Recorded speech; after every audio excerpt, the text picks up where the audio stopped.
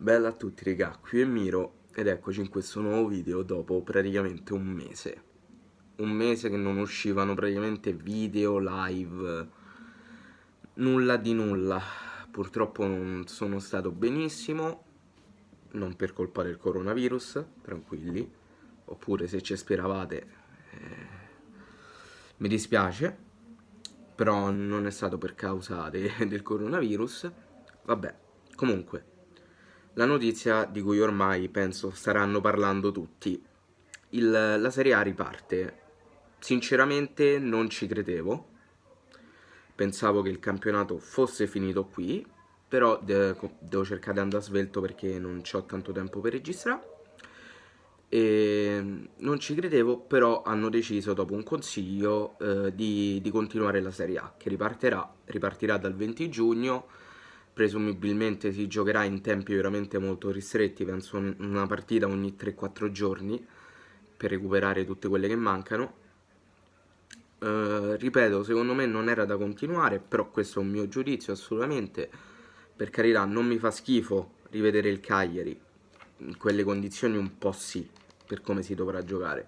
Però è sempre meglio che non vederlo, quello assolutamente. Però bisogna fare qualcosa, perché si rischia di falsare un campionato, perché questo io prendo ovviamente ad esempio il Cagliari, ma bisogna prendere ad esempio anche tutte le altre squadre che hanno una situazione simile.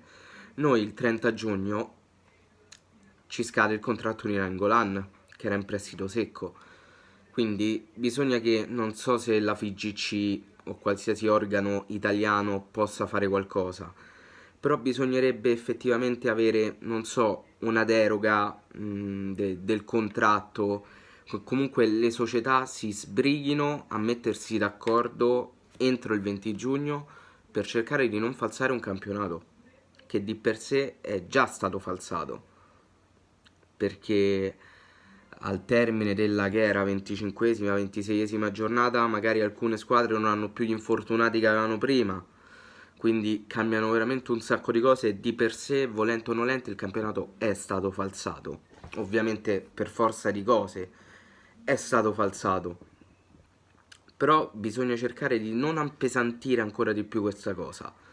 Bisogna cercare di fare le cose nel miglior modo possibile, nella maniera più corretta possibile, ed è questo il tasto dolente per quanto riguarda l'Italia nella maggior parte delle volte, però per adesso va così.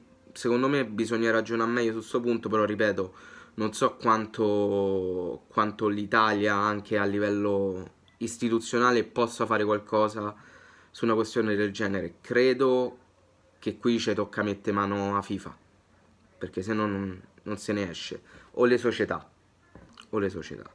Poi che altro devo dire? Ho visto l'intervista di Spadafora e mi è piaciuto anche il fatto che ovviamente in caso di aumento di contagi abbiano comunque organizzato un piano B e un piano C.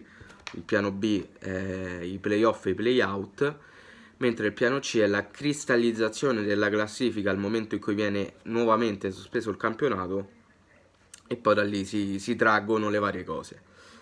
Niente ragazzi, io diciamo non mi ritengo pienamente soddisfatto, però potrò comunque continuare, anzi ricominciare a vedere il Cagliari.